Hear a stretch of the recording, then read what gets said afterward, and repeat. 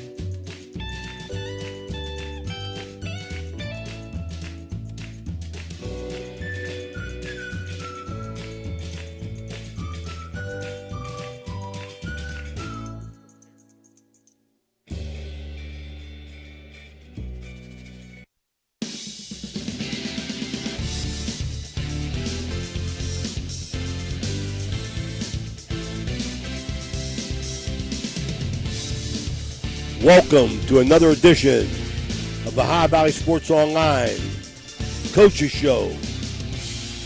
I'm Ray Suckarch. We got Reno Suckarch here, Jimmy DiCarlo, Danny Vogel, Tony Two Sandwiches, and fresh in from Tampa, David Brown. It's wing night here at the Harp and the Habit. This segment is sponsored by Fort Steuben Maintenance. Got Reno Suckarch here, Coach. Got a quick win over Obama, USO. Tony gave me a lot of information on them. I just realized that they were 3 schools. I didn't know about that. 3 schools combined in one. Quick recap of that game. Well, first of all, their coaches I think a lot of them only for one reason. Can you imagine trying to get 3 different schools to get a practice at the same time, the same field from 3 different areas of Pittsburgh? So that's step one. And then, it's hard enough to develop chemistry with kids that go to school together. Now you have a group of 3 kids not going to school together, not seeing each other all day, and then you have to get them together, try to make them, blend in together and do it in 3 weeks. I just really appreciate the effort that they give. And then secondly, they have players, they have talent, and just they don't have the preparation that we have as far as just having kids in school doing things and in the weight room together. They don't have that, and in any sport, chemistry and getting your kids to love and respect each other is hard enough now to get them. They don't even know each other, and have to do that is a tough job. Yeah, that was the thing that caught me by surprise when Tony taught me that. I mean, just from all our coaching experience, that what a major challenge that is, with the 3 kids in that school. Jimmy? Coach, you're 4th in the AP poll behind Watterson, Chardon, and Toledo Central Catholic right now. Doesn't mean a whole lot.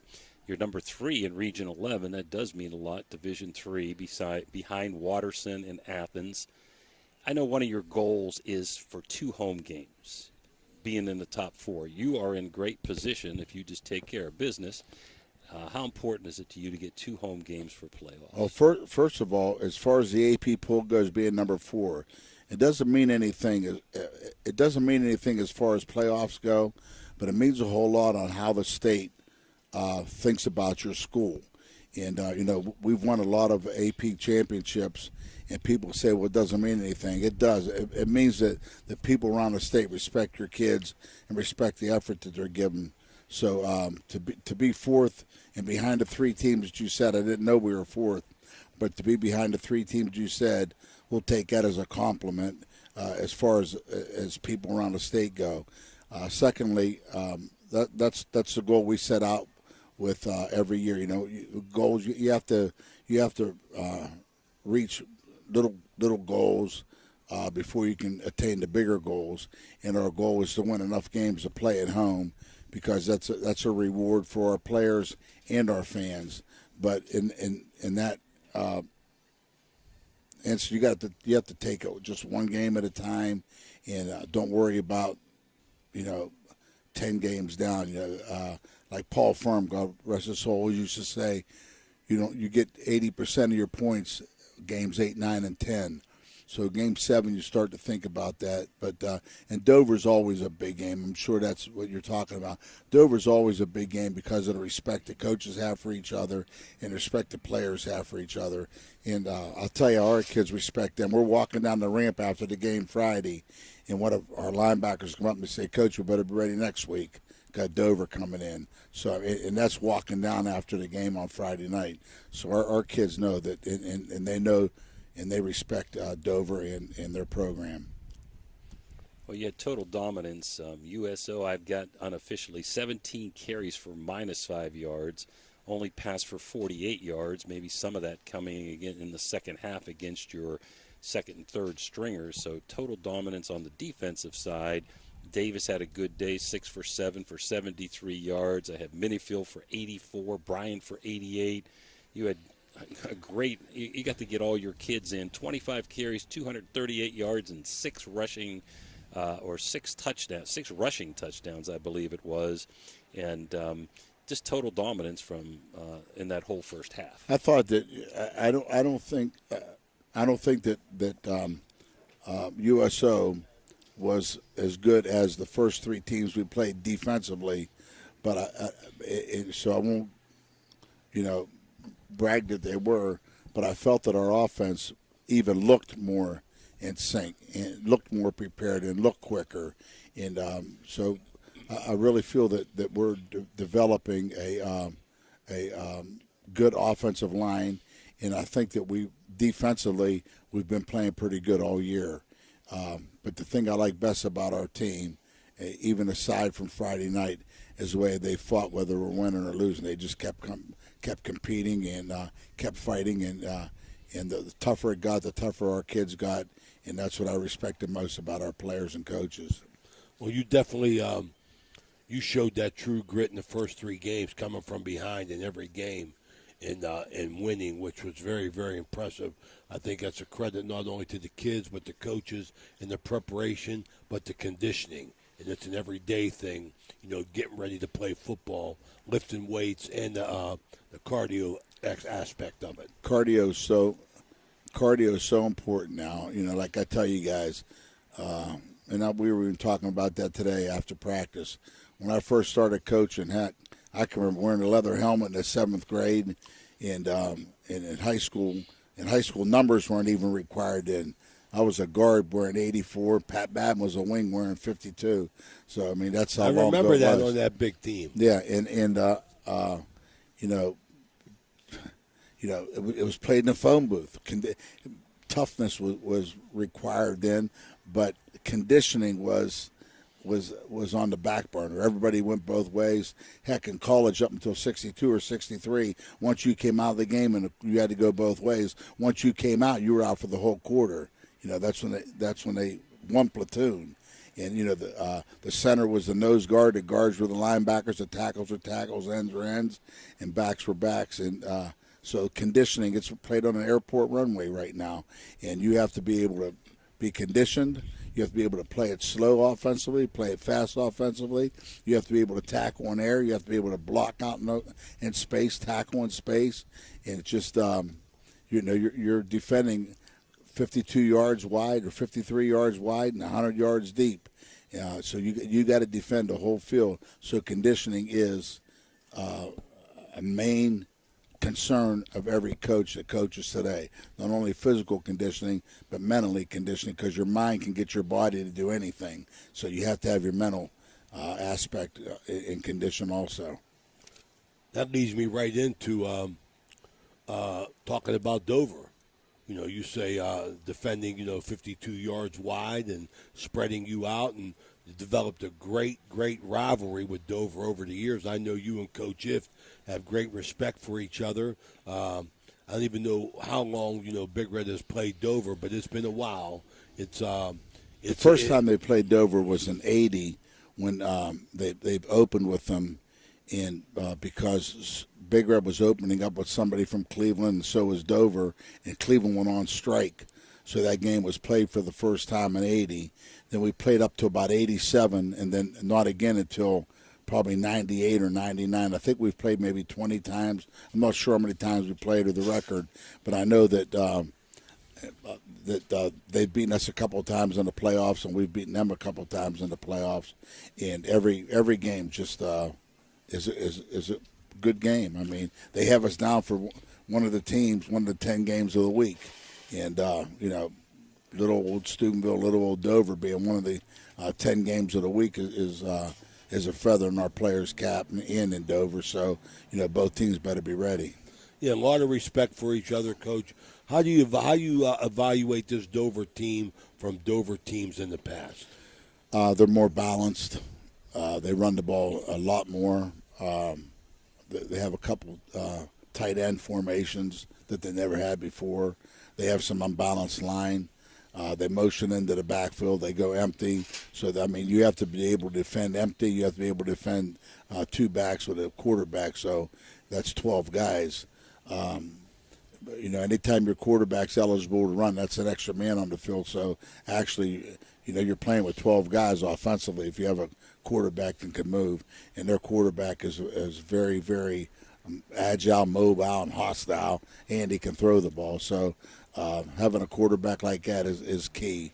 And then they have their talent's always there, and they have a real good coach of their offensive and defensive line. So, that's where the game starts, with the offensive and defensive line. They lost to Indian Valley in a tough one, 45-41 last week. That's the first time, I think, in 14 years somebody said that Indian Valley's beaten them. But Indian Valley, we played them last year. And that tailback is really good. He ran for 200 and some yards. And I think he's a junior, and he's a 3-year starter. Number 22, I can't remember his name. I think it might be Kinsey, but I'm not sure.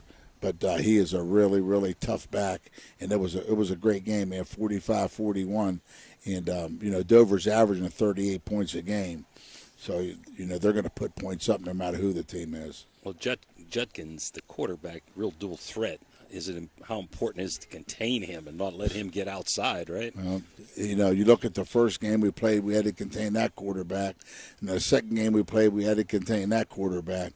But this one has more hips than the first two. The first two were good runners, but this one will break tackles. And if you don't break down and stay under control defensively, he'll just leave you in the dust. And so that's basic. And he forces you to keep two linebackers in the box also. You might spy him a little bit. I don't know if we'll spy him, but hopefully our keys will take us to him. How do you see Dover defensively, Coach? Well, they're well coached. I mean, they're a team that when your tackle blocks down, they're closing. When your guards pull, their linebackers are reading. They're sound defensively. Their scheme is sound. Their players are sound, and that's just. And when you play somebody as many times as we played, it's just like when Central and Big Red played each other. They knew each other. They knew each other. So I don't care how much better we were than Central or how much better Central was than us. It was going to be a good game because you knew what they were doing. You knew their personnel, and that's how this game is. They know us. We know them. You're not tricking anybody. Trickery isn't going to work this game. It's who makes the least amount of mistakes and who plays the best fundamental football. Usually has the best chance of winning. So we got to be fundamentally sound, and our preparation during we've had 3 good days of preparation, and not that we were perfect, but the mental preparation was there. We made a lot of mistakes, but only because you put some new stuff in, some new wrinkles in. But the thing I like best about our team is the way we practice. We get over 100 and some plays in an hour and 5 minutes, and there's two teams going. There's a first line, a second line, first group of backs, second group of backs, and then we even have 3 sets of receivers, and everybody practices. When you're not taking a physical rep, you got to take a mental rep, and I think that keeps everybody involved. Plus, we have 2 scout teams, so we're keeping everybody involved, and that goes for a good practice. And it also, when you put guys in the game, they know what they're doing. Now, speaking of that, you do as good as anybody getting kids in the game, even when the game's on the line. I kind of felt bad for your fans and some of your players in the game. You may want to talk a little bit about how the game ended here in a minute, because those kids were looking forward to playing that fourth quarter, and they got deprived of that, and their families probably were really looking forward to seeing them play. And your first 3 games, you weren't able to do that because they were nail biters. But it wasn't your fault, but it is tough on those kids that you do a great job of getting in as much as you can during the course of the year. I'm not. It's hard to blame. Our kid made a play. He pushed the kid out of bounds. The kid hit the fence, and they had to kick him off the sideline and hit our kid. And then it just. I commend our coaches and their coaches and Mr. Anderson, Officer Anderson. I mean, everybody did a good job of just limiting to what went on. But at halftime, we agreed that we were going to start our second groups, and we started our second defense, and they came out with their first offense. But we still did a good job. We stopped them and caused a fumble and had the ball in their territory. And then our second O, when it was going against our first D, and we moved them. We had some good runs. Hythen had a nice run. West had a nice run. We had some nice runs. And then, we threw the interception, but Hythen chased the guy down, and it just, so it went from a minute to go in the third quarter to, the game ended. But I think that it was good that both coaches agreed to end the game because it was just. I think a lot of that what happened anyway was enthusiasm of the second group being in. Yeah, they were excited. They were excited, and they played good. I mean, yes, they did. That was a good team they were going against. You're talking about, a second group going against, athletes like they had, and we did a good job. I mean, our secondary did a good job, and it was just, I was happy with everybody, but it was a beautiful night that ended, Well, I know you don't want to talk about individuals, Coach, but one individual I want to point out that I'm personally happy for is Cole Bowers. I mean, coming back off that injury that held him out, I was in touch with him when he was rehabbing. I think he's 6 for 6 from on extra points, or maybe more than that, and 2 for 2 on field goals. Now, when you were coaching, if I'd have said your team is 45 for 45 from the foul line, they were going to miss the next one. Well, I don't believe in superstition no more, man. No, you don't believe in it no more because you're not coaching anymore. But, be like me, telling Jimmy he's got a no-hitter going into the 7th inning, so. Well, I mean, my emphasis on the fact that I'm happy about Cole Bowers. Yeah, I'm just kidding. Coming back. He worked hard to come back. I mean, he worked hard. He got hurt the first basketball game, I believe, early in the first quarter, and he's already released to play soccer. So, I mean, and soccer's not a is he playing soccer? Yeah, he's released to play, and he's played. I'm not saying he's played 100% of the time, but he's released to play, and he's played some. And that's that. I mean, that's what, 7 months, 8 months. That's great. And but he worked hard to earn. He worked hard to earn it. And there's a bunch of kids we could talk about. Right. But when kids rehab coming back from injury and do that, that's special. And we have a lot of kids that we could talk about and spend time talking about. Exactly right. And but that's one thing. That's one thing about sports today. Watch ESPN or whatever, and all that. It's always one person. They fired 23 coaches already and benched 8 quarterbacks after 2 games. So I mean, just I like our team. I like the way they're playing. I like the way they're sticking together. We have a couple of me kids on the team, but our we kids way outnumber them. And you're gonna, everybody's gonna have a couple me's, and but they're getting better. They're getting better also. And hell, you even have in today's world, you have a couple coaches that are me guys. So, amen. But I'm happy with the way our kids are playing. Happy with the way we're getting coached, and our fans. I mean, the opener. Did you see the crowd we had in the opener? Did you see the crowd we had from Obama? I mean, and then Dover. I mean, we have fans that care, and that's why I'm so conscious of just representing the city of Steubenville and the Steubenville City Schools. And, I want our players to be first class. And when things like that happen on Friday, it just crushes the whole thing. But, I've just, like I said, my main concern is to represent, like they say, represent the NFL. I want to represent Steubenville City Schools, but, the entire city. And I'm sure that, Central and Bigger want to represent our town because, like I said, our town's made up of we people, and there's 54 or 55 OVAC schools, and on the Ohio side, only 2 teams have won the state championship, and they're both from Steubenville. So, I mean, Steubenville's has a special place in my heart, and we just want to, all us guys right here sitting here are from Steubenville, except for Danny's from somewhere in Pennsylvania. Keys Rocks. They threw him out, and he came over here. Coach, a couple things. We over me is a compliment to your coaching staff. It doesn't just happen. You've got to make it happen. And I'm glad you brought up soccer. Just a quick comment before we let you go. Boys and girls soccer only have 1 loss. The golf team's 15-3. Any comments there before you go? Got give the best a little kudos. We got the best band in Black Island. Great band. So I mean, it's just good. I've said that before. I mean, our Board of Education doesn't just want to be good academically. Every school wants to be good academically. Our board wants to be number 1 in everything, and I think that Pride of the Valley is a good slogan for us.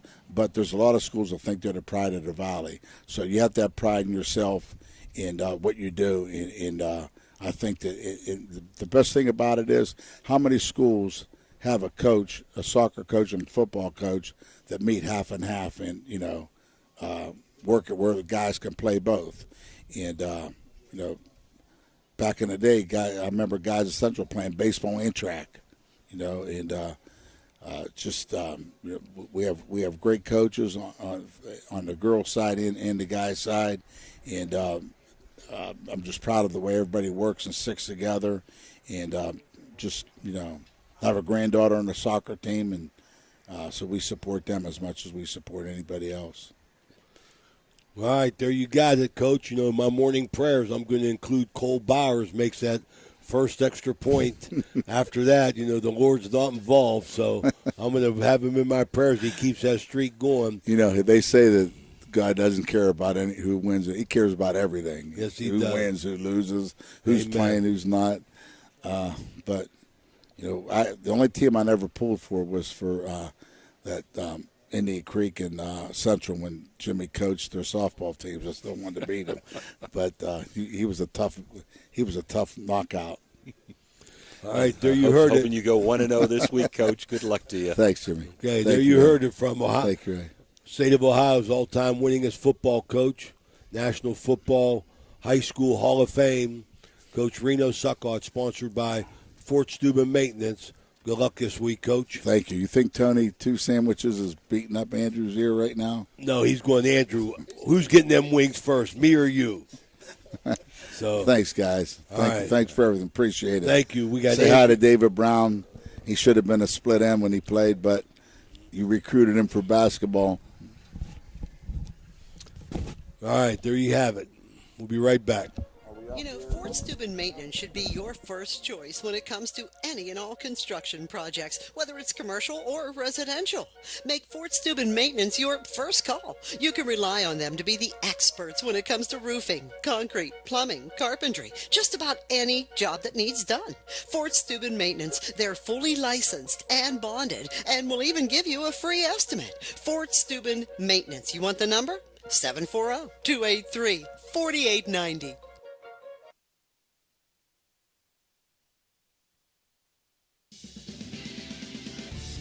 You're listening to Ohio Valley Sports Online, the sports authority. If you want to get your message heard, visit us on Facebook and leave a message. Ohio Valley Sports Online is on any connected device, phones, tablets, smart TVs. Follow us on Facebook and don't forget to subscribe free to our YouTube page. Type in OVSO. You will get immediately notified the instant we go live with our next broadcast.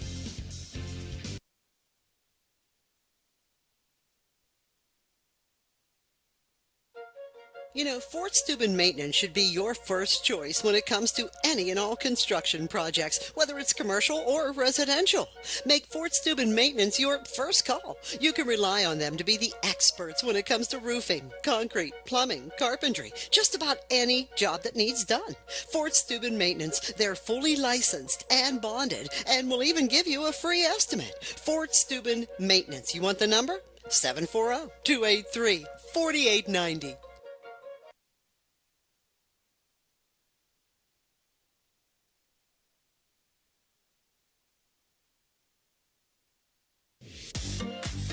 Halftime is sponsored by Berryman Chemicals in memory of Eleanor and Douglas Red Naylor, supporting area youth since 1960 through academic and sports scholarships, mentorship, and community spirit. Good luck to all area teams from Berryman Chemicals.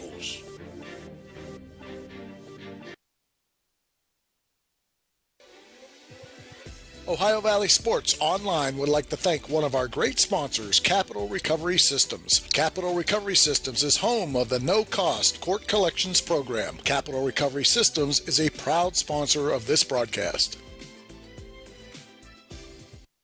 Everhart Bove Funeral Home, they believe you should take care of your loved ones while you still can. Pre-planning at Everhart Bove ensures that your family won't have to worry about the stress of final arrangements during this most difficult time.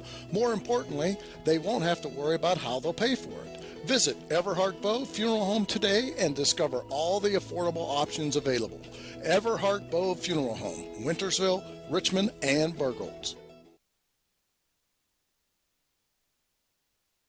SVRTA can connect you to all kinds of destinations.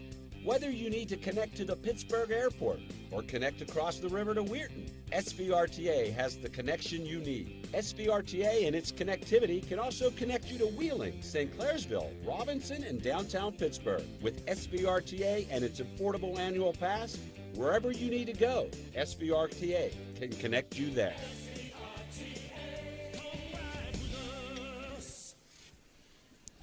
All right, we're back here at the Harp and the Habit. It's wing night here. 16 flavors every Wednesday, 6 p.m. to 9:30. This segment sponsored by SVRTA and Everhart Bove Funeral Home with Coach Andrew Connor. Before we go anything, Andrew, how's your mom and dad? Mom's had a good week, and Dad's a fighter. Good to hear, man. I'm praying for you, brother.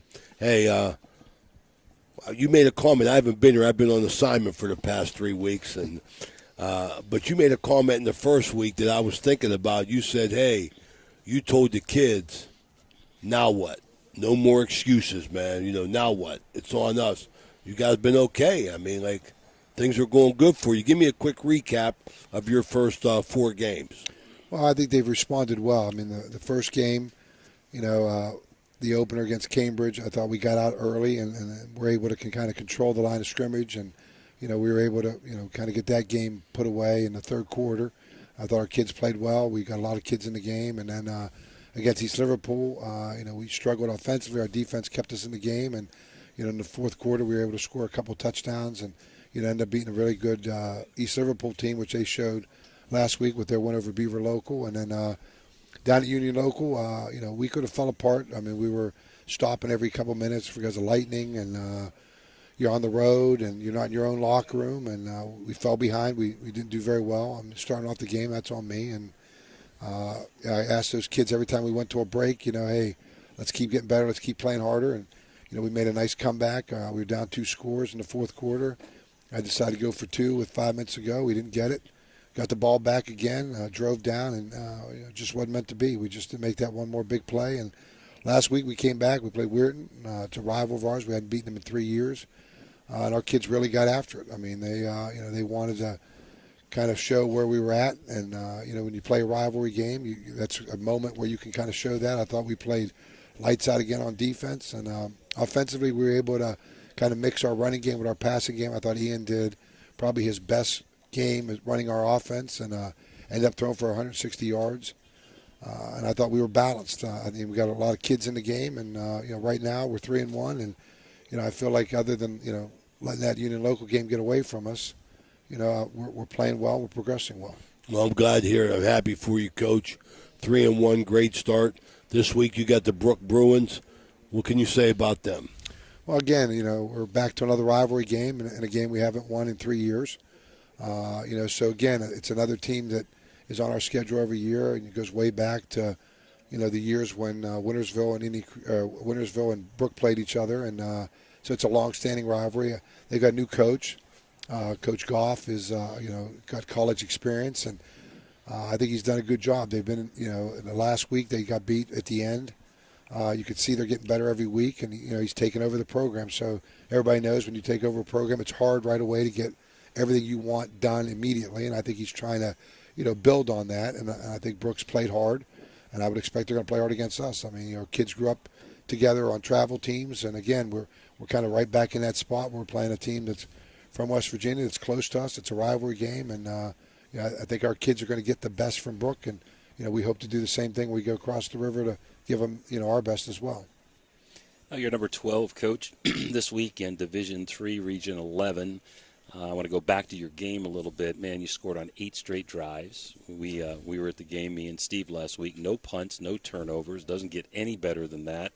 I don't know who had the better offense last week, you or New Orleans over my Cowgirls, okay? But I thought it was Starkey's best game. That's why he was voted player of the game. He was 7 for 9, like you said, 160 yards, 2 touchdowns, 1 to Schultz, 1 to McGee, and passing, and he had 53 yards running. I thought he made great decisions last week, great decisions, when to run, when to pull it, when to throw the ball, and I was very impressed with Ian Starkey, along with your whole group. And then also, I was glad to see your younger kids got to play pretty much the whole second half. It was. I mean, for us, we put a lot of stock in, running the offense the way it's supposed to be run. And, Ian's really gotten better every week and understanding, like you said, not to force the ball. A lot of times when he broke contain, he made a big play, knew when to get out of bounds. When we had gone down the first time, the very first drive, he took the ball in on a quarterback run for a touchdown, right? Fourth down. So I thought he did everything right. I thought what we asked him to do, getting us in our formations, running the offense the way it was supposed to be, distributing it well. I think that's an important part. If you want to have an offense, your offense has to really go from the quarterback out. I mean, it's nice having Zion and Gavin, but it's really important for your quarterback to play calmly, do the right things, not turn the ball over. And I thought, like I said, he had played his best game from statistical point, but more importantly from the idea of playing quarterback. And, there's a lot of moxie you want your quarterback to play with, and I thought he did that last week. And he seemed like he enjoyed it, was running over to get the plays. And, he just did everything he was supposed to do at quarterback. And, with our young kids playing, that's the one thing you hope. I mean, you always hope that, on a varsity football night, you can get everybody in the game. I mean, it doesn't happen very often, but when it does, man, it really does make the locker room a lot more exciting after the game when everybody feels like, hey, they pitched in, they got to play, they enjoyed the game. And, we were very fortunate that, first of all, defensively, I don't think they had, any positive yards in the first half. So they were giving the ball back very quickly to the offense, and, the offense was doing its job. I mean, and all hail back up front to our offensive line, who did a great job in protecting Ian to throw the ball and a great job in running the football again. So, I thought it was a team effort, a team win, and, we were very excited. Like I said, we ended the 3-game losing streak to Weirton. and it was important for us to continue to show that we kind of got over the tough loss to Union Local. I told the kids, this was one of those test moments. Do you let the game lag with you and you get off to a bad start, or do you come out there right away and really kind of seize the moment? And I thought from the beginning of the football game, whether it was our offense, our defense, or our special teams, everybody was going as hard as they could, and I thought we seized the moment really well. All three phases you did well. I thought this is the best balance I've seen you have. It's so many different guys contribute too. Pennell had 2 touchdowns. Ned had a touchdown. McGee had 2 touchdowns. Mazier, Schultz. It just distributed to everyone. And man, your running backs really ran hard and were elusive at the same time. They are, and I think they do it for each other. That's one of the cool things. They work hard as a unit. So when one guy is running the ball, the other 2 take great pride in being the lead back. And I think that's an important part. Sometimes you get offenses where one guy is like counting how many times the other guy count. They don't do that. They're just as proud to show on film their lead blocks for the guy that's running the ball and joking that anybody could run the ball with the 2 of us blocking and vice versa. So I feel like, they've really come together, the 3 of them, especially on the bone between Jace playing fullback, and Jace is probably as close to an old school fullback as you're going to get. Tough runs, boy. He loves running the trap play, and we went to the I formation with the idea that we wanted to bring the trap play back. That was one of the key things, and our offense this year was being able to trap, and man, he is the perfect fullback to run a trap play, and he's a great lead blocker for both Gavin and Zion, and we get into a bone. They take pride in making sure we run ISO power. They're kicking out the end, or they're leading up to on the linebacker. And it's kind of nice because when we give out awards for us rushing the ball to our linemen, they take great pride in saying, hey, we block just as well as they do. And, they're doing it for the stickers too. They want those stickers to be kind of referred to as blocking back. So, right now everything's kind of clicking with our running game, and it was nice to see our passing game distribute the ball to some of the receivers who hadn't caught the ball earlier in the year. Well, I'm listening to you talk to Jimmy about these names. These names is finally coming. They're coming around for you because they've been in the program and you took your lumps with them. And now these kids, they're getting a little bit of payback for themselves. They are. They've been patient. They've been true. They've been dedicated. My senior class has gone through a lot. It's been a tough 3 years, and a lot of them have been playing since their freshman year, and they were going. They were 13 or 14, and they were playing against 17, 18, maybe even a 19-year-old. Yep. They took their lumps, and they didn't complain, and we went out and we fought. And, I feel like we're reaping the benefits of a group of kids that have kind of grown up through playing experience. They didn't just grow up by watching. They grew up by experiencing what it was like at the other end of the spectrum, and now they become great leaders. You could hear them on the sideline, and even when we were up in the second quarter, they were screaming on the to the kids, we're not done. We have 3 more quarters, we have 2 more quarters, and I think that says a lot about our leadership. And down at Union Local, they did it during all the timeouts we took, and last week at halftime, we didn't go down celebrating we were winning. They went down talking about, hey, we have 2 more quarters. Hey, we're trying to get better. Hey, younger guys, if you go in, you got to play hard. And they watched the game. They weren't just sitting in the back, with water bottles squirting each other. They were cheering for those younger kids who I said, gave us a great week of practice. And I think they realized that that's what a team does. And I think, as long as we get that kind of leadership, that makes it easier on me and the coaching staff, because I've told the kids, if I've got to be the leader, then we're not going to be very successful. When you're in the huddle, you've got to be leaders. And right. I'm not out there with you. You've got to remember what it was like and make sure we don't go backwards. And I thought, they did a great job with that. And I'm very proud of the senior class of where they're at right now. And you could tell they're chomping at the bit to get back out there. They want to play. They want to keep playing. So, I'm very fortunate to have, what I think is a great team and great assistant coach who've gone through a lot.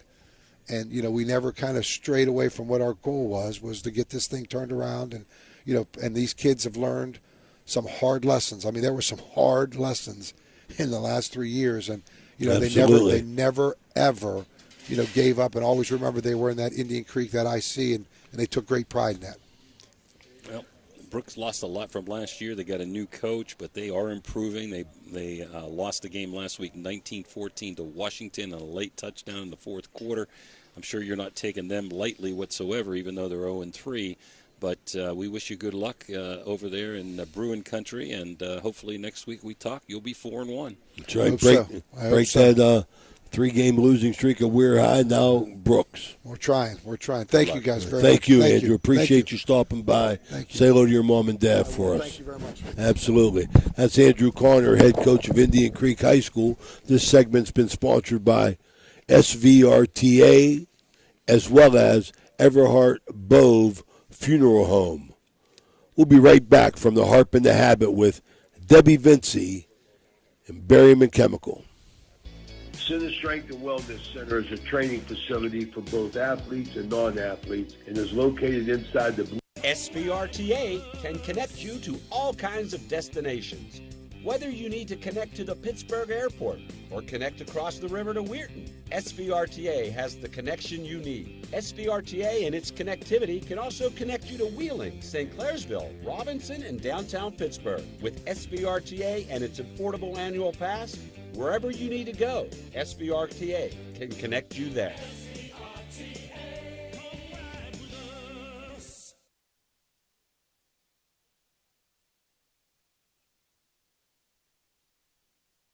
Everhart Bove Funeral Home, they believe you should take care of your loved ones while you still can. Pre-planning at Everhart Bove ensures that your family won't have to worry about the stress of final arrangements during this most difficult time. More importantly, they won't have to worry about how they'll pay for it. Visit Everhart Bove Funeral Home today and discover all the affordable options available. Everhart Bove Funeral Home, Wintersville, Richmond, and Burgolds. All right, we're back here at the Harp and the Habit in our sponsorship segment. It's taken me 2.5 years to get Debbie Vinci, owner-operator of Berryman Chemicals, on the air. So happy to have you, Deb. We appreciate your sponsorship, everything you do for us. It allows us to go out and reach out to kids and their families. And me personally, it means a lot to me because it's an extension from what your father did, the great Red Naylor, So I want to talk about Red and Eleanor before we do anything else because they were great at giving back. They were. Yeah, they did. Go ahead, Deb. Tell us a little bit about about Red Naylor and Eleanor. I know that they were from Pittsburgh, right? They were from Pittsburgh. My dad was actually 10 years older than my mom. After the war, everybody came back, and my mom was getting ready to go to sign up at Pitt, and she took my grandfather. Well, he went with her because he was paying the bill.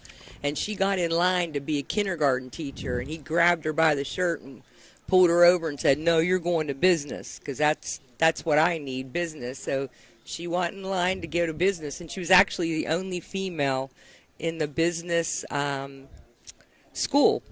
So when she went there, that's where she met my dad. And that's 1,000 funny stories because then they send my grandmother to Pitt, probably to watch my mother, and he would have to buy her coffee, my mother coffee, and so anyways, it started this love affair that my dad he adored my mother, he really did. Today's her birthday. Oh, happy birthday! That's right, happy birthday, birthday, Eleanor. Yeah, so God rest your soul. Yeah, but my mom and dad were very generous people. Yes, they were. They started scholarships at Jeff Tech. They had scholarships at Catholic Central, at Big Red. My dad's mother was a nurse, and she died when he was 13 years old, and so he was very, very generous to the Ohio Valley School of Nursing. And he started scholarships down at Big Red. He started them right when it first happened, probably with Mr. Prest. With the foundation, I believe. He began the foundation. Yes, he did. And my dad was, we would have equipment at the plant, like chemistry equipment or different things. And my dad would go down to the high school and say, "You need something like this." And he would make sure he bought it so it was in their school labs. And he was just a great guy about, really working for the kids.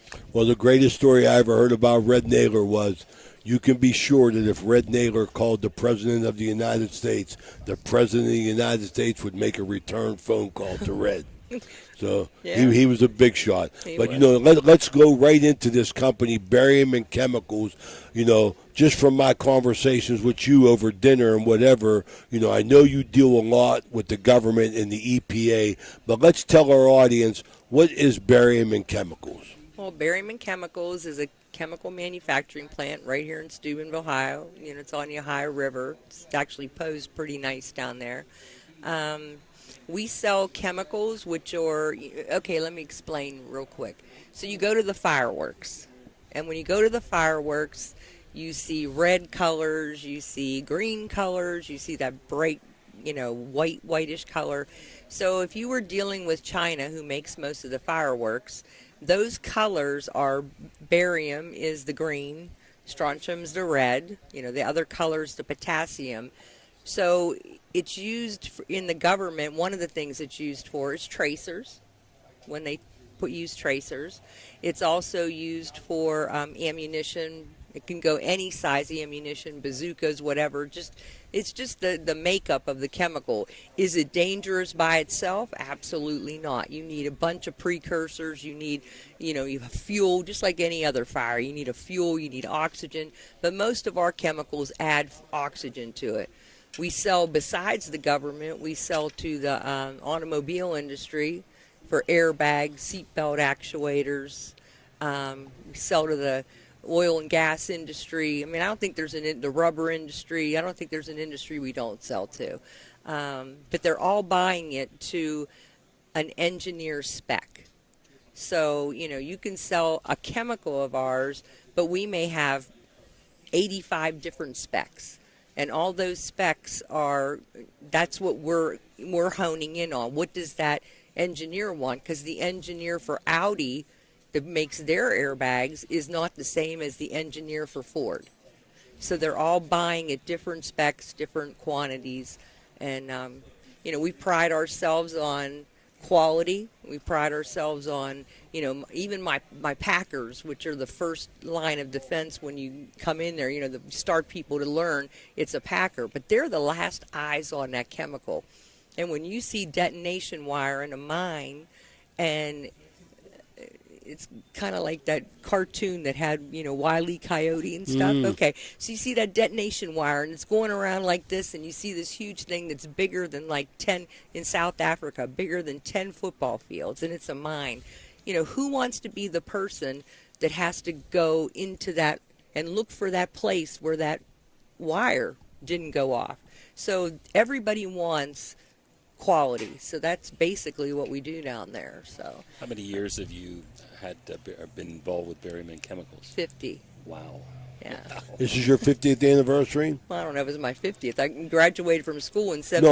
No, I'm saying the company in itself. No. The company's been there since 1936, but not in Steubenville. It started up in Willoughby, Ohio, and that's a whole nother story. My grandfather was a pretty successful contractor in Pittsburgh, and he met a guy, and he bought into that business as a hobby.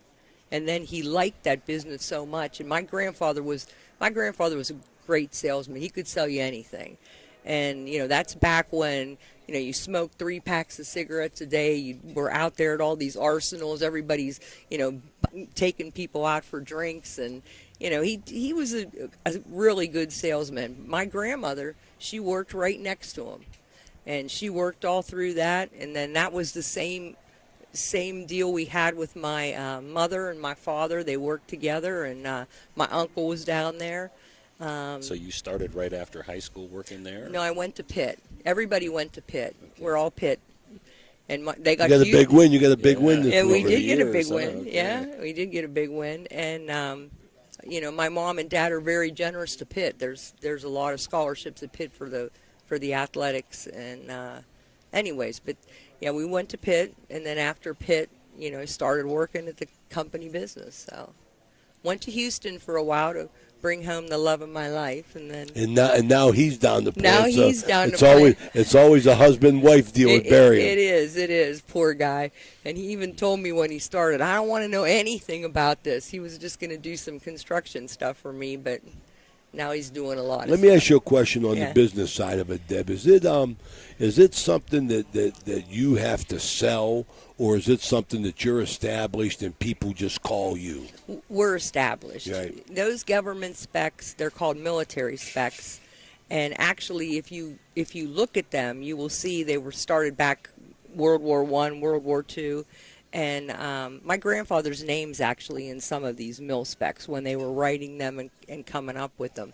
But the government, like anything else, they take years and years to change anything. Right. But when you build ammunition, just like what they're doing now in Ukraine, and you take it out of that arsenal, they don't care if it's 5 years old, 30 years old, that ammunition needs to work just like it did the first time. So they're not changing their mix. They're not changing their specs. And we're pretty well versed in mil specs, and we still can do the basic, tests at our lab. Our lab actually, I have a girl in my lab that went to Big Red, Rachel Friend, her name was. It's now Rachel Kramer, and she's actually on the American Chemical Society's team for inorganic chemicals about the mil specs. So it's, got some great things from Steubenville doing that. Well, one thing I love about you and from the employment side of it is you're one of the few companies that give guys that have gone astray from the law another opportunity to get themselves right. You know what I mean? So we do. that's a beautiful thing there in the employment side about a second chance. Yeah, and that's a hit and miss type of thing. It's a hit and miss thing, but doesn't everybody want a second chance? Absolutely. Okay, so Absolutely. and there's some great success stories I have with guys that are down there that have been there for years. So, but all right, man. We'd like to thank you very much Absolutely, for coming, and Deb. thank you for helping sponsor the student athletes of the Valley. Well, thank you very much. Absolutely. Thanks so much, Deb. Okay.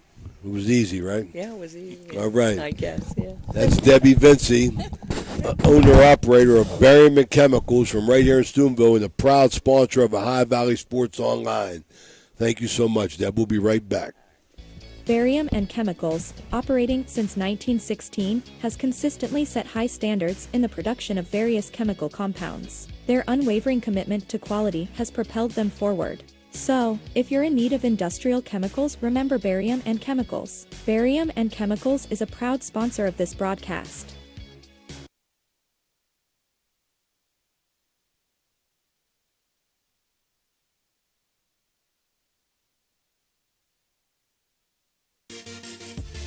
Blakemore Insurance Agency is exclusive to the senior market.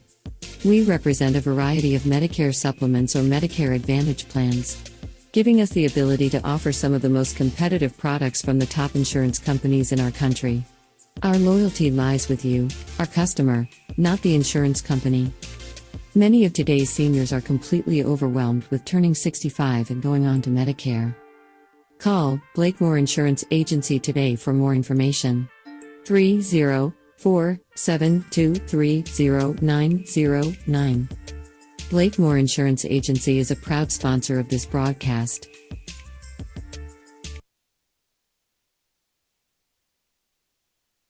It's Electric. The Electrico is a family-owned, full-service electrical contracting company that is licensed in Ohio, West Virginia, and PA, but remains community-focused here in our backyard. Dave and Darla Oseba are committed to providing service that is family-backed. Whether it residential or commercial, the Electrico will provide service that will give you peace of mind and even lessen your electric bill. All electrical needs for new construction, remodeling, troubleshooting, whatever it may be, Electrico can do it efficiently. They service one happy customer after another, and for that I can attest. Call Dave Oseba at Electrico, 304-670-8277. You're listening to Ohio Valley Sports Online, the sports authority. If you want to get your message heard, visit us on Facebook and leave a message. Ohio Valley Sports Online is on any connected device, phones, tablets, smart TVs. Follow us on Facebook and don't forget to subscribe free to our YouTube page. Type in OVSO. You will get immediately notified the instant we go live with our next broadcast.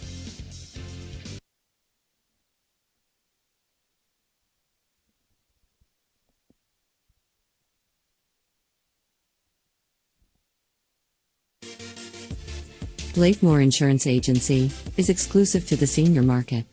We represent a variety of Medicare supplements or Medicare Advantage plans, giving us the ability to offer some of the most competitive products from the top insurance companies in our country. Our loyalty lies with you, our customer, not the insurance company. Many of today's seniors are completely overwhelmed with turning 65 and going on to Medicare.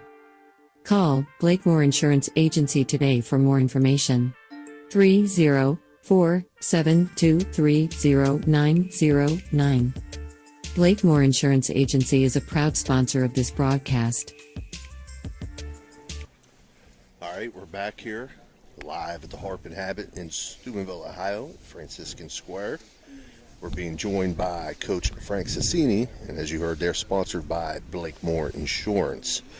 So, Coach, I promised you last week, coming off a tough one against Indian Creek, just couldn't seem to get things going offensively or find any rhythm there.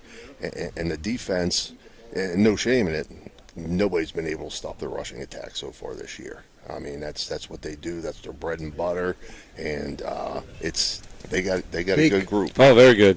Yeah. We found out, and I could tell you that you could see that they had an identity that they were going to go with from the off season, with the experience and the way their line plays and the way they run their offensive schemes. It's right at you, and that's one of the things we're weak in right now. And kudos to them the way they game planned it. But it was a start that we had a little footing there, and then we had a little bit of life there where we thought we could get a stop, and then it just didn't happen. The quarterback found a couple, I think a lane right up the middle on fourth down or something like that, maybe third or fourth down, and got in there. And it wasn't the greatest start we wanted. We needed something positive at that point. Right.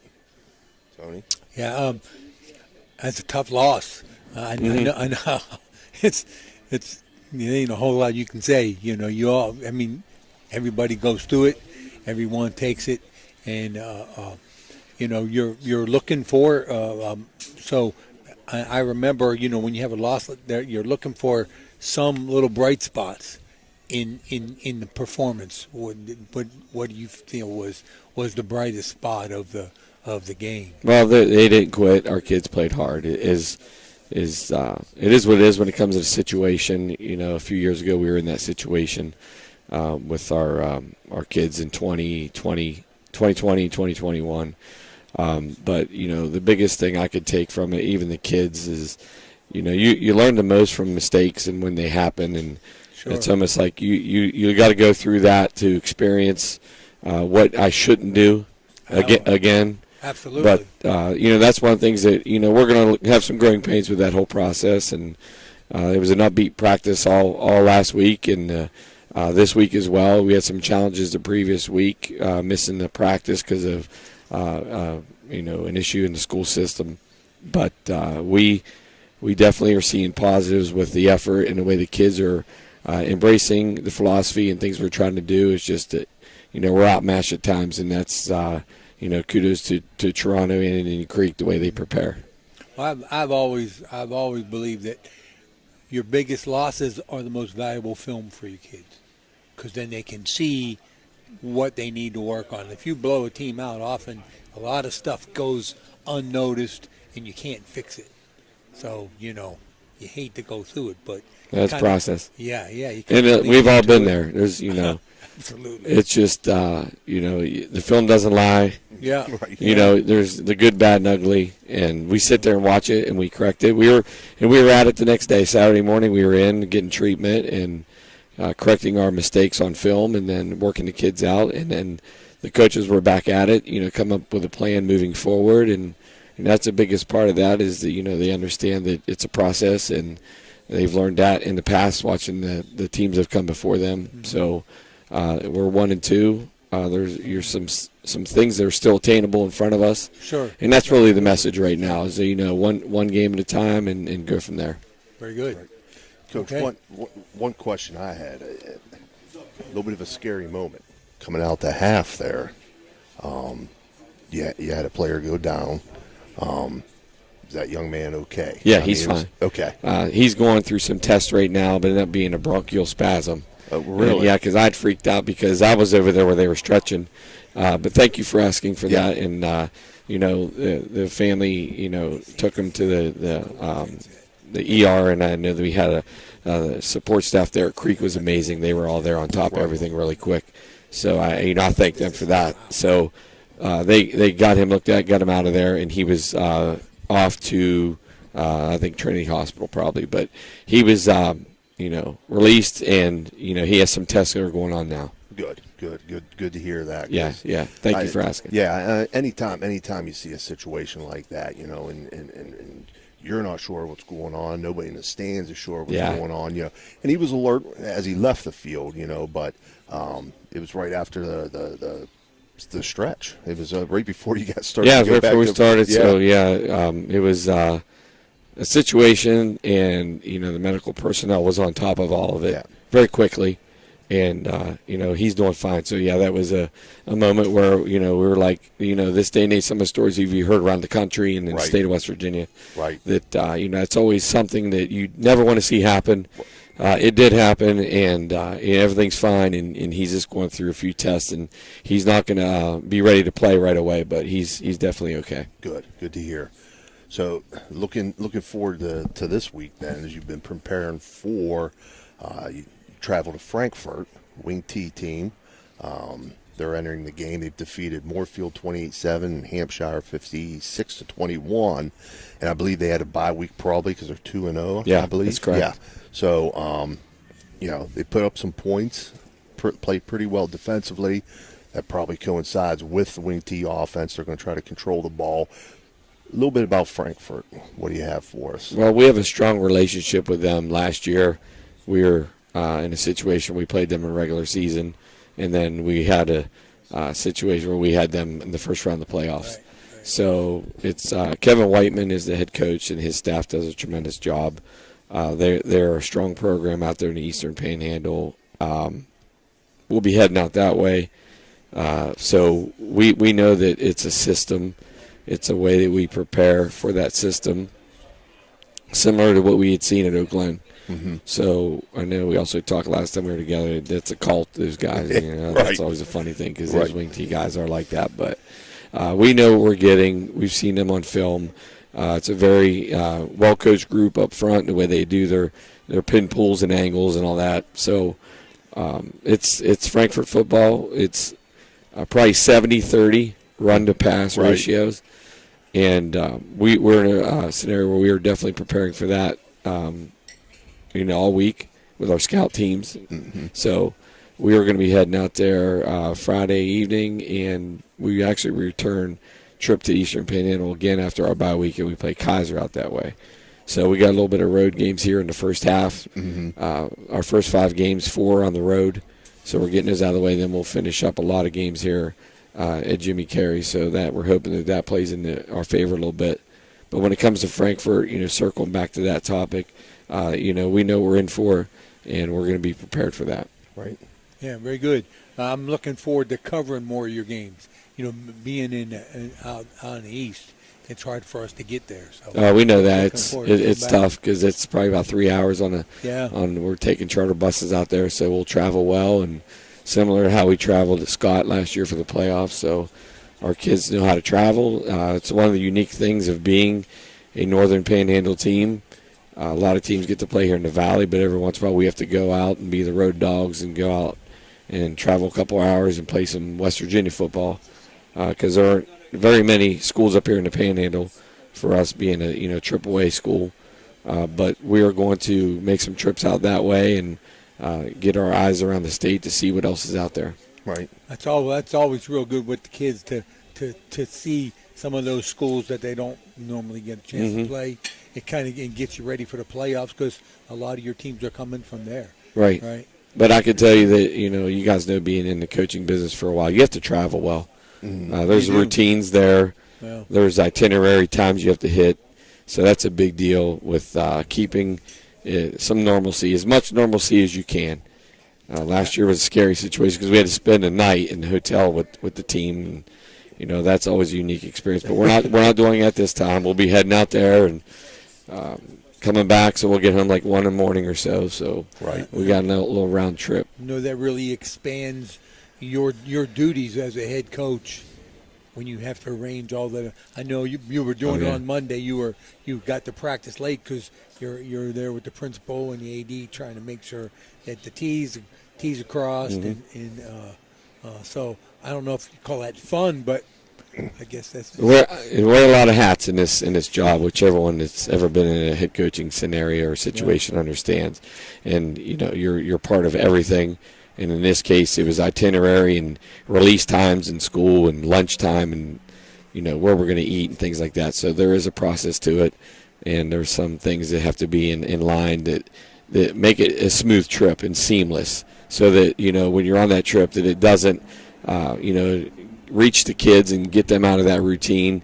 As simple as getting there and making sure your pre-games are hitting the times, and everything goes normal, and that's the key. So when you're taking an entourage of about 60 people across the state, making sure we're where we need to be and control the controllables. The only thing it's the curveball when you're the coach. When something happens, there's nothing you can do about it.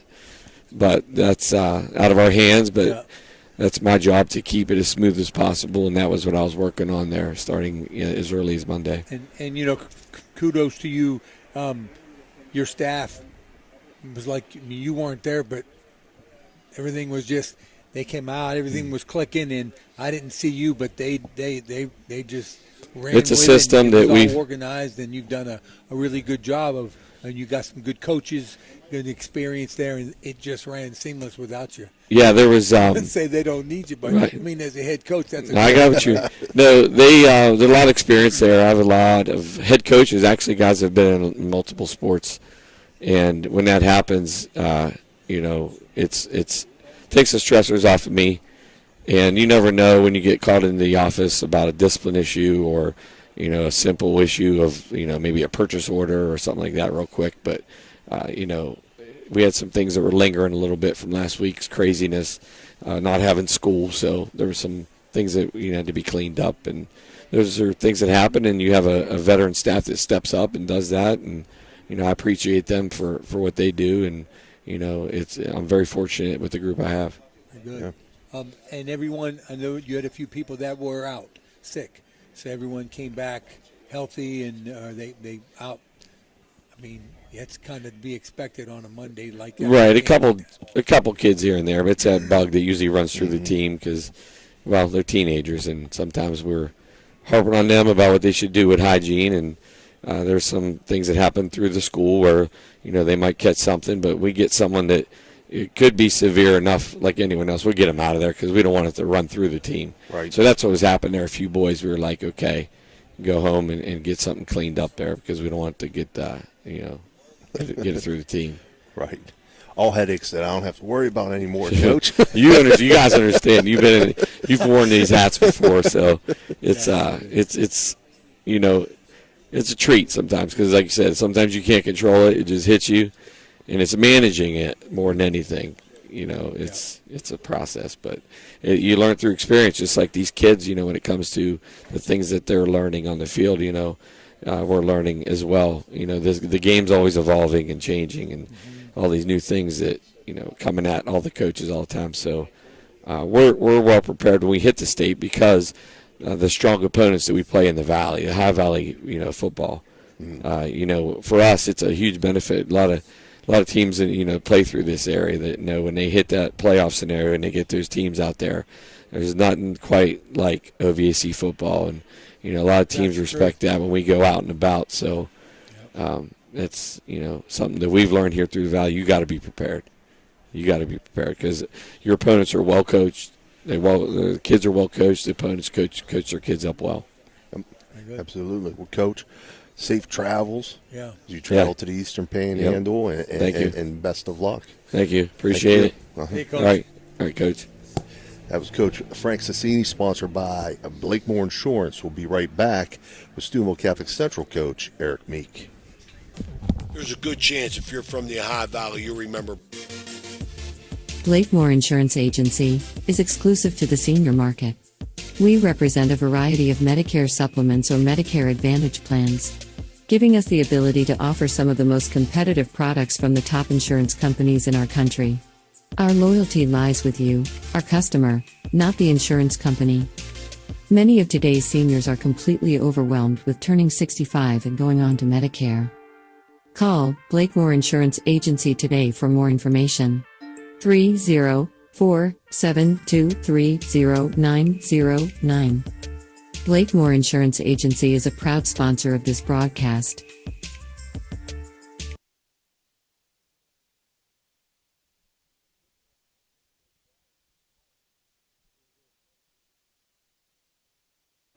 Capital Recovery Systems, headquartered in Columbus, is an exclusive government debt collection agency. Their primary focus lies in local government collections, with a specialty in recovering delinquent court cases, parking tickets, and taxes. If you have any outstanding debts related to local government matters, Capital Recovery Systems may be able to assist you in resolving them. Remember, they're dedicated to both financial recovery and maintaining a positive reputation for their clients. Capital Recovery Systems is a proud sponsor of this broadcast.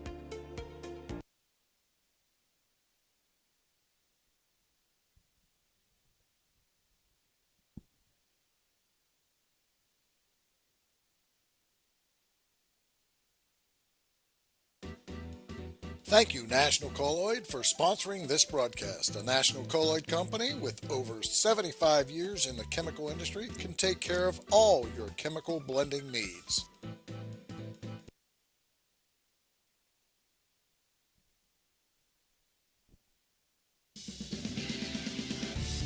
You're listening to Ohio Valley Sports Online, the sports authority. If you want to get your message heard, visit us on Facebook and leave a message. Ohio Valley Sports Online is on any connected device, phones, tablets, smart TVs. Follow us on Facebook and don't forget to subscribe free to our YouTube page. Type in OVSO. You will get immediately notified the instant we go live with our next broadcast. This broadcast is brought to you by Ohio Valley Sports Online, your sports authority. Subscribe to our YouTube channel and get instantly notified when we go live on our next broadcast, only on Ohio Valley Sports Online.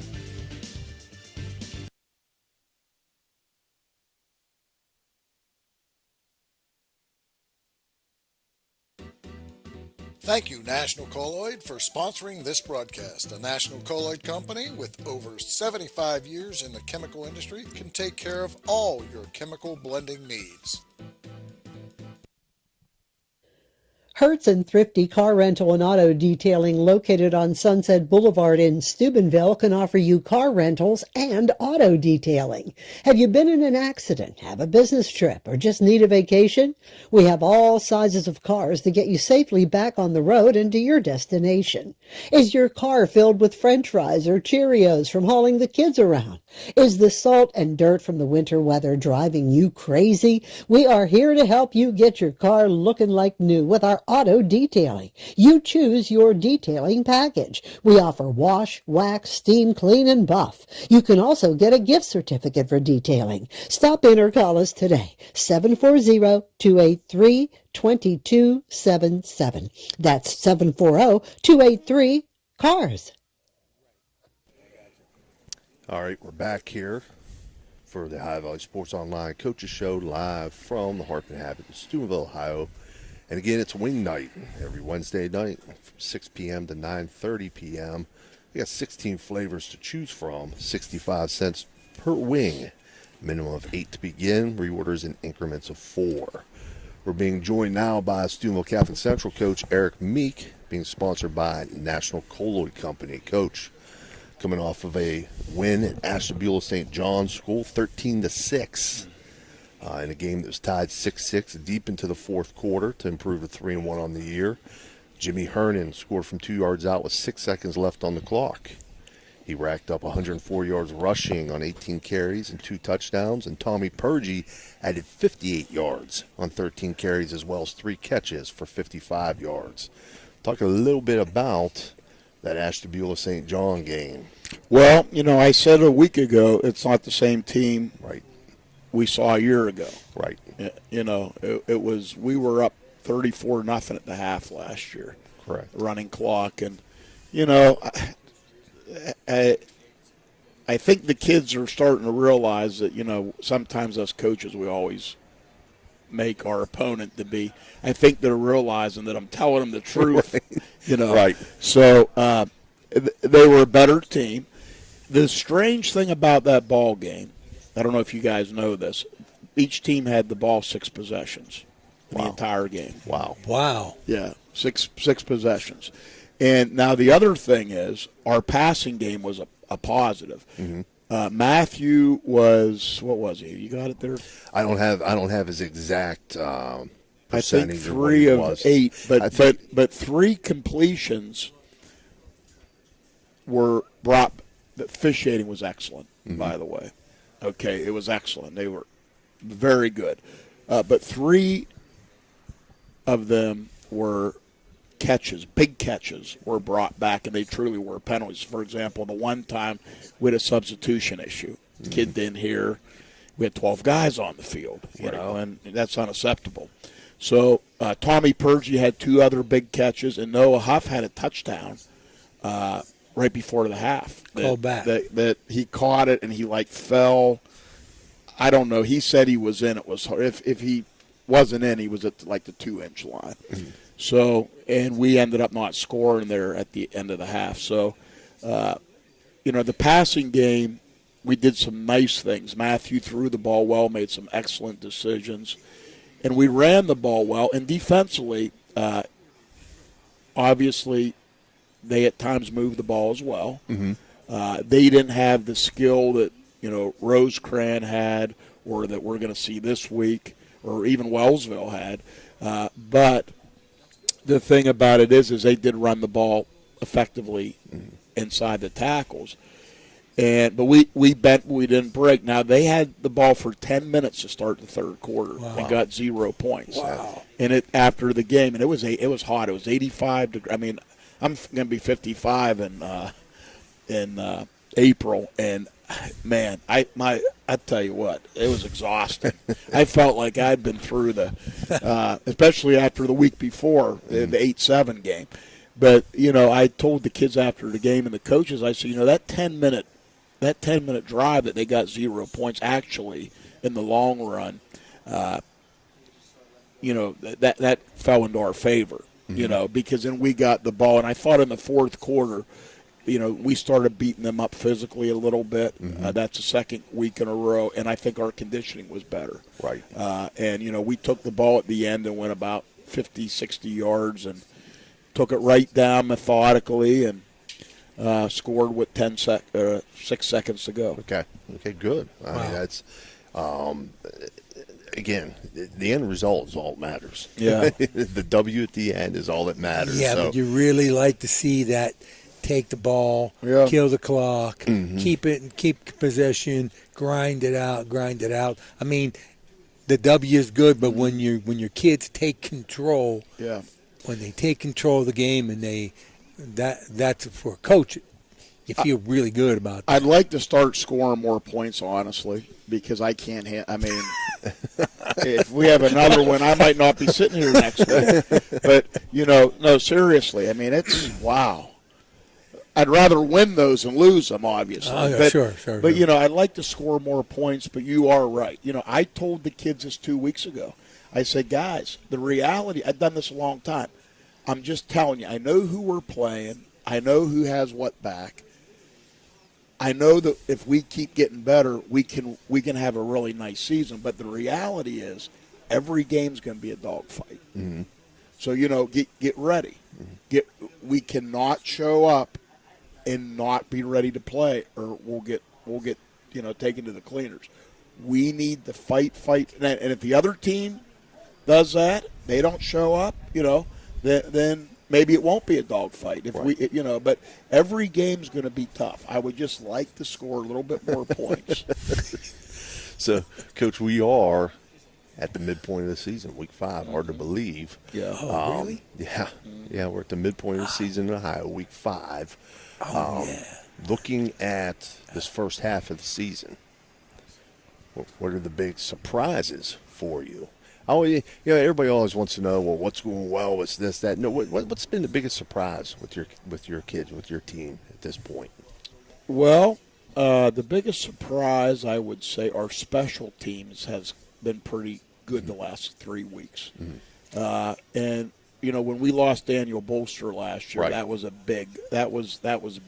a huge loss. He was an incredibly talented young man, as far as kicking and punting went. Noah Huff's done a great job punting the ball. We've done a really good job on our coverage teams. Are they mostly underclassmen, freshmen, sophomores? I play the best. Now, you might get a few guys on there that are young, really young, but I believe, your starters. Some coaches don't believe that. I gave you a good example. When I wasn't coaching, I was doing radio a couple years ago. My dad and I were sitting behind the bench at YSU, a YSU game. And, my dad's coached for, 50 years, whatever it is, more than that, longer than that.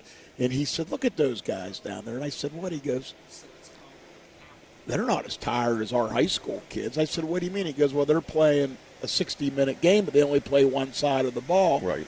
And our kids, Division 7, you've coached Division 7, it's like Iron Man football. I tell the kids, and some coaches will put all freshmen on special teams. I believe special teams is a third of the game. And you know what I tell the kids? Maybe I'm not a real sympathetic guy. I tell them you can rest on the bus or you can go home after the game, take a shower, and sleep all night, until you go to church. So, I just don't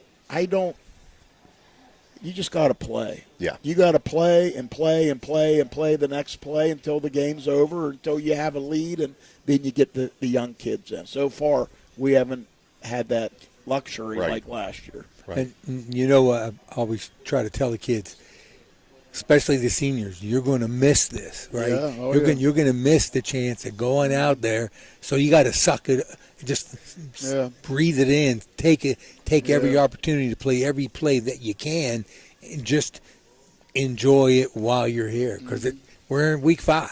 Yeah. Really? It's 5 already. And like on our coverage teams, punt and kickoff in particular, I always say you got to put guys that can run, get off blocks, break down and tackle. So, a big, that's usually certain type of kids. Right. And, they can't be tired. It's that simple. I know that sounds. No, you're exactly right. No, you're absolutely right. It's just. It's not a time to take a break. How many games are decided because of special teams? Right. Especially the close ones that you're in, You're going to stay around with these close games. But some of our young kids, as far as to answer your question, have really stepped up. Our older guys that played last year that got substantial playing time, but some of our young kids have stepped into their roles and have really embraced. And we got a couple young offensive linemen that have been consistent in both scrimmages and all the games. Yeah. And we weren't even expecting them to start some of them. Back in early August. Right. So, there's some things. We've had a few other kids who came out for the first time. And, early on it looked like, but they're getting better. And, we're playing JV games. Right now we'll be playing our third game this week. And, I think it's so important just to get the reps. With the coaches on the sideline instead of right behind them telling those young kids who to block. Right. So it's a process, and we just got to keep going. And, I want really bad to try to win this homecoming game. We got a lot of people win, a lot of festivities. But, we got a really good football team coming into town. Right. And that football team is Fairport Harbor Harding. Just a few things that I have on them, Coach, are 2-1 entering the game. Their wins have come against Latonia, who's currently owned 40-7. Collinwood currently 0-2, I believe, 34-0. Their game against Lisbon was canceled. Their lone loss came to Buckeye Central, who's 2-2, 21-14. So it was a close game in that loss. They're averaging 29.3 points per game. They've allowed 9.3 points per game. From what I could find, they're pretty much a 50-50 run-pass ratio team. Having thrown the ball 35 times, run it 31, although those stats were only through 2 games, not 3. Their leading rusher, what I could find, is a freshman, and their leading receiver, a sophomore. They do list 32 players on their roster. They're brothers. Okay. Oh. So here's what I'm going to tell you. I don't know if you guys are going to be at the game, but we will be, yes. Okay, so their skill is young but lightning quick. I mean, fast. Number 3 is a freshman. And he's a little kid, and he is fast as lightning, and he's just as good on defense. He plays amazing. We showed the kids. He's a linebacker. He's played inside and outside, and he's about 5'9", 140 pounds, and he don't look like a football player, and he just plays unbelievable football. And then his brother, so you got 3, the skill kids. You got 12, you got 13. Watch them. They're dangerous. They have another linebacker, number 0 is his jersey number. He's a big, strong, physical kid, and they will bring those guys and put pressure. And they're linebackers, and their secondary is what concerns me. They're so fast. I think up front, they got one really big kid. We heard mixed reports. He may not play against us, but he's 6'3", 270. He's a player. But besides that, I think we can do some things up front on the line. But it's that second and third level that concerns me. If they shut our offense down, it'll be those next 2 levels. Right. Gotcha. I like those percentages, though. If you're going to dominate up front, the guys in the back, second level, they better guess right, or they better take the right angle, or you're off well, to the that's races. what we talked about today in practice. And you could pound them and control the ball if you're controlling our those backs guys up front. have good vision, but I told our backs now 3 days in a row, if you're going to dance this week, forget it. We might as well not even show up. Absolutely. You got to hit the hole and go forward. Right. Yeah. One cut north and south. Yep, I'm still trying to teach college kids to do that sometimes. Coach. It's put the foot in the ground, get north south, take what's there. So, but Coach Tony, you got anything? No, else? homecoming. I'm yes, and looking forward to be there to the homecoming game. We are going to be there, and so Coach. A lot of people coming in town.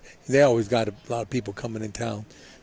So I'm looking forward to being there. And got anything else? Well, remember, it's a 1 o'clock kickoff. Yeah, 1 o'clock. We don't want. That's I right. guess Good. somebody called me and asked me. They said they saw on one of those websites that it was 7 o'clock, but it's 1 o'clock at Harding. So get down there. The weather should be nice. Shouldn't be quite as brutal as last week unless that changes. You know how the weather can be. Right. Now, unfortunately, we play on Saturday as well. You'll be. Yeah, so I won't be there, but we'll have coverage there. But real quick before we let you go, you also have the Hall of Fame induction tomorrow night at the school. Yep. That is at 7. Doors open at 5:30. Dinner's at 6, and I think. The ceremony, I don't want to misspeak. Right. I just, whenever they tell me following to dinner go when in, they get down there, I'll be getting off the practice field, jump in the shower, get on my suit, and head into the cafeteria. Right. I want to make sure that you were able to mention that. Yes. Homecoming, I found that, as you know, is a really special thing at Catholic Central. A lot of great traditions, and I know one thing. Our football team is going to be. We have 1 o'clock kickoff. We'll be at the 5:30 mass, no matter what the scoreboard says. Right. As a team, so it's a special place to be at, and it's a humbling place, and we just hope that we can put on a really good performance for our people. Well, Coach, best of luck in that, and hopefully we'll be talking about the team being 4-1 after the first half of the season next week. Again, that was head coach Eric Meek of Steubenville Catholic Central. We're going to take a quick break, and we're going to be back with Weir Madonna head coach John McCune. Thank you, National Colloid, for sponsoring this broadcast. A National Colloid company with over 75 years in the chemical industry can take care of all your chemical blending needs.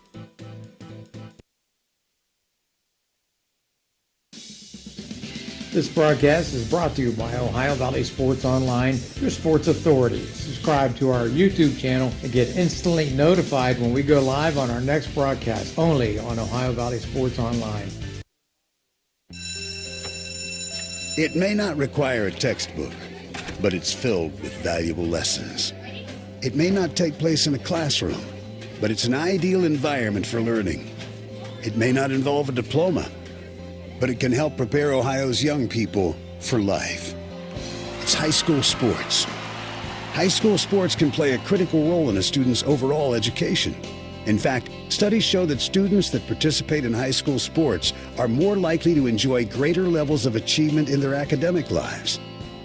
If you think high school sports are only about competition, think again. Better yet, think about attending a high school sporting event in your community. You'll be amazed by what you see. High school sports, a winning part of a complete education. This message presented by the Ohio High School Athletic Association and the Ohio Interscholastic Athletic Administrators Association.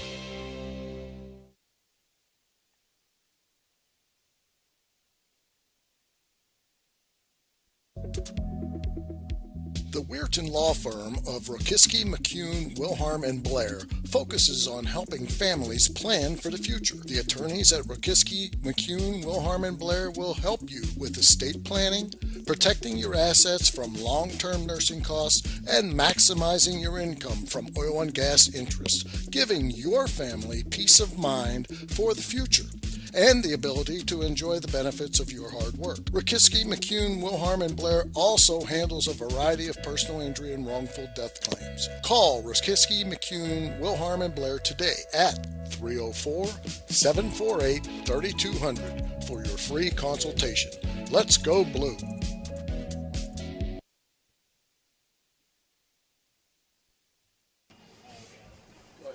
All right, we're back here live at the Harp Inhabit in Steubenville. Again, that's located at Franciscan Square, if you're unfamiliar. And Wednesday nights is their wing night.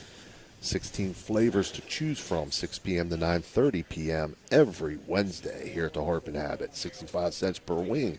Minimum of 8 to begin. Reorders in increments of 4. So we're being joined now by Weir Madonna coach John McCune, who's being sponsored by Rokiski, McCune, Wilharm, and Blair, as Tony sat on his mic there. Coach, we didn't get to talk last week. Last week's game was canceled, so we're just going to recap the last time that you were on the field in live action. That was against Clay Battelle, who defeated 28-8 to improve to 2-0. Freshman quarterback Maddox Bowen had a big night that night, 12 for 20 passing for 231 yards, 2 touchdowns, and added a rushing touchdown. Including those passing TDs was a 44-yarder to Colton Grishkovich. He finished with 5 catches for 122 yards and that touchdown. As a team, you ran for 168 yards, led by Molish's 74 yards and a touchdown. In total, the offense racked up 399 yards, while the defense held the CBs to 82 yards rushing. This was the key stat that I looked at. Now, they did throw for 221 yards, but your defense was able to take away what I felt probably the CBs really wanted to do as an offense. No, yeah, going into the game, we actually knew they wanted to obviously run the football. I think a lot of teams that are going to see us on film, they're going to think, okay, this might be the week we can establish the run. Mm-hmm. But again, I think I've kind of been saying it on some of the other shows. You know, I got 3 pretty stout linebackers, and I got 2 interior senior tackles, and Dominic Maple and Logan Brown, that we got a lot of faith in. And these guys watch a lot of film, like I said, and they understand how to squeeze and when the guard pulls and what to do. And it's almost stuff you don't have to coach them. And the long-standing rivalry that we had with Clay Battelle, that's one thing we knew when I played, to all the other coaches' staff, that their bread and butter is run the football, and to beat that team, you have to stop the run. And as you said, 220 yards we gave up passing. I still think that might be a little flux. I don't know who did those stats, because they had 1 touchdown pass and maybe a couple in the middle. So I don't know how that quarterback threw 220 yards, but still that is the stat. But the 82 yards rushing, I think we hold any team for that fact on our schedule to 82 yards rushing. They're going to have a tough time to beat the Blue Dons. But when you go back to even Maddox in the offense, 399 yards is good. But again, at the end of the game, it almost wasn't a joyful win, because we left about 4 touchdowns out there on the football field. We fumbled on the 1-yard line. We had 2 drop touchdown passes, 1 in the end zone, 1 on a seam route. The guy was wide open, senior. He just dropped it. And so that would have been another touchdown. I'm pretty sure we would have got in.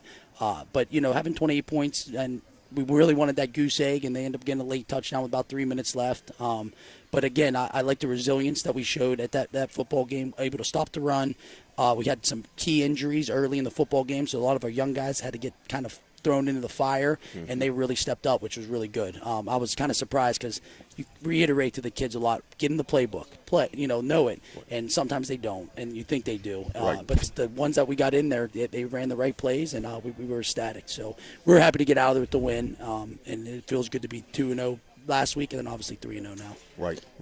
There's a couple names I wanted to mention, and you're talking about your defense. I thought that Logan Brown, 5'11", 280, man, he's a load, but boy, it comes off the ball. He does. He really does. And something that really jumped out is Angelo Nebraska. Yeah. 5'8", 155. He moved up to the line, on the line, and I ran it back. I was like, hey, little guy, come off the ball. Wow. So, Tony, when we decided to do a 5-man front against them, we said, all right, who's someone we could put out a nose guard and just wreak havoc? Obviously, I call Angelo the Wolverine, and the kids make fun of me about it, but he is. He's just a ferocious football player. He doesn't have the size, but he has the speed and the will, and that's kind of all you really need, I think, in single-A football in West Virginia. Yeah. He started out a cornerback. Now he plays outside linebacker for us. So when we're watching the film against 100 for Clay Battelle, we noticed our quarterback loved to roll, and they never worried about the backside of the defense. So we just said, all right, if they go trips, twins, anything to the right, we know that they're not coming back to the left. So we just kind of let Angelo loose. We're blitzing. So we pinch our end, and we just would let Angelo kind of decide when he felt he needed the blitz or not. But in the 5-man front, he really caused havoc on the first 2 drives for Clay Battelle when they thought they could establish the run. He shot in that A-gap, and we demolished our big middle linebacker. He didn't have to really blitz. He could just read his keys and was able to go fly and make the tackles. Right. But again, the key, though, Molish ended up getting hurt in that game, hurt his groin. He ended up coming back in late and scoring a touchdown. That just shows you the type of football player is. The kid just stayed around, kept trying to get stretch, and he ended up coming back in late. But Matthew Gear, he plays defense end for us. He finished with 14 tackles in that football game. And that defense end spot, the kid was everywhere on the football field. But Nebraska finished with 11. So those 2 guys got the cross on the back of the helmet this week for defensive player of the game. Those 2 were definitely the difference makers for sure. Yeah. And Angelo's not done. I'm telling you, that kid, even today, he probably had the best practice of anyone. So I'm looking forward to him tomorrow. Wow. Or on Friday. I thought you completely outclassed him. I mentioned that last week there. You could tell. I mean, fast, and for sure that was all they could do just to keep up. Yeah, I appreciate that. Very impressive. Now, Coach, as we mentioned, and as everybody knows, last week's game versus Trinity Christian was canceled. My first question is, was that a numbers issue for them? Yeah, so they started the season with like 18 guys. They got a couple hurt the first game. They played Berkey Springs the week before us, had a couple more hurt, and they basically just after we sent them the film, I like to say they saw the film and said no, they didn't want to play us. But the reality of the situation, they just said, hey, we don't have enough. They forfeited against us, but unfortunately they're going to forfeit against Clay Battelle again. So I don't know how long they can continue to play that game. I would hope they would decide, we're going to continue to play or give these teams another option to try to go schedule and get a football game. So our big dilemma last week was, do we take the forfeit or do we take a no contest and wait to our bye week on week 10 and try to schedule something, or do the multiplier by 9? But again, you can't anticipate being 9-0. The points would have worked, so we just figured let's take the forfeit because you 3 points don't come by all the time. So we took the forfeit. Okay, good. So the record then stands at 3-0, and this week you take on Webster County, the Highlanders. They enter the game at 3-0 as well. They've defeated Richwood 49-8, Van 42-8, and Tyarts Valley 34-33. So they're averaging about 41.67 points per game. They've given up 16.3 points per game. They appear to be a heavy run team as well. That's racked up almost 1,000 yards rushing through 3 games, and they have a senior running back in number 11, Isaac Cutlip. He has 41 carries for 432 yards in those 3 games, and has scored 6 touchdowns. He looks like a player, Coach. Yeah. He's got some size. I'll be honest with you. I saw their team picture, and he was sitting in the front row there, and the kid looks like he's 25 years old. Yeah, yeah. does. And with some of those Southern West Virginia teams, that's not uncommon. Right. But no, he looks fast. He looks agile, and he's not one of those football players to me that wants to get out of bounds. He's going to finish runs. He's going to bring on the contact, and being that short, stocky, he's a stout guy. So you got to anticipate he's healthy. Me and Tony were talking a little bit over there. They also, in that Tigers Valley game, put him at quarterback. So I know they're going to run the Wildcat because they didn't run it. So that's the guy I was telling you. The quarterback, 11. 11. Yeah. Fourth quarter, I think it was just about 90% him. Mm-hmm. So they didn't do that the first two games, which they didn't need to. I mean, they got up on two teams that, in reality, those two teams weren't very good. Right. The Tigers Valley, they were 0-2, but they lost two close games, and that's not a bad football team, and they were up in that game by 2 touchdowns. But number 11 is definitely someone that we're going to key on. They like to pull their guards, so obviously we're training our linebackers to read your guards, try to get to the ball. They'll lead you to it. But they also have a lineman, number 50, where they put him in the backfield in a power eye as well to kind of spell, I think, number 11 culprit. But when 50's at the line, you got to watch the other guard, and then when 50 comes to guard, he's normally the one who's going to take you to the football. But yeah, they're going to come in here, try to pound the football. Their quarterback, he can throw. He likes to get out a little bit. They run some spread. But I don't think they've seen a caliber of our defense either, though, in the speed that we're going to bring on Friday. So I'm excited that, it's home. We don't have to travel 4 hours down to Webster County. I think that's going to be a plus for the football team. The kids are getting re-healthied from having the bye week, which actually came at a good time. I was telling Tony we had some banged-up injuries after the Clay Patel game. So I probably would be a little more nervous if it would have been last week we're playing Webster. So they're number 8. The West Virginia standings came out. They're number 8 in the state. We're number 6. It's not that often you get 2 3-0 teams and you got 3 bonus points sitting this early. Yeah. So it's a big win, and we're trying to realize to the boys this is not one we can let get away. Right. We got to win this football game on Friday. And we'll actually be there Friday night covering you guys, both video and audio. That'll be myself and Jim DiCarlo that'll be there that night. So I'm looking forward to coming over and seeing you guys for the first time live this year. Well, you made Coach Williams down at Webster extremely happy because he was texting and calling me and said, hey, I got a lot of people that don't want to make the trip up. What can we do? So I bet you're going to have a big viewership from down in Webster County. So make sure you give them a shout out while you guys are doing the game. That's really good. Yeah. And I don't want to, pat myself on the back, but when we were debating what games to cover this week, I was on it early that I said you got 2 3-0 teams. I knew Webster County had this decent running back, and I recommended early in the week that we do this game. So helping you out with that viewership, Dan. So, let them know. Yeah. Let them know how they can get on our site and watch this 100%. game. 100% we'll hook up as soon as it's over. Yeah. There was something else I wanted to mention, watching the game. They got in spread. What's that, Tavitel? Clay Patel, yeah. No, the team you're playing this week. Webster County. Webster County. Who'd they play? Well, they played Tigers Valley. Tigers Valley, okay. So, Tigers Valley got in a empty set. You knew they were going to throw the ball, and the quarterback was able to buy some time, but they were still able to get deep.